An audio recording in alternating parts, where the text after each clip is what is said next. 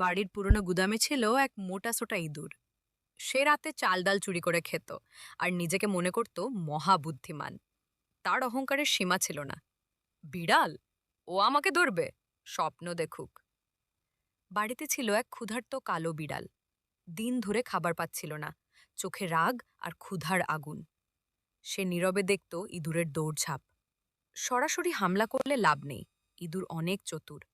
তাই সে অপেক্ষা করল, ঠিক সময়ের জন্য।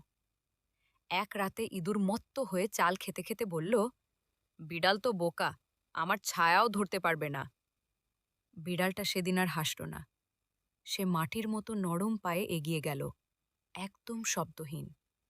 ইঁদুর ভাবল সব নিরাপদ, গা এলিয়ে ঘুমাতে গেল। ঠিক তখনই বিড়াল ঝাঁপ দিল।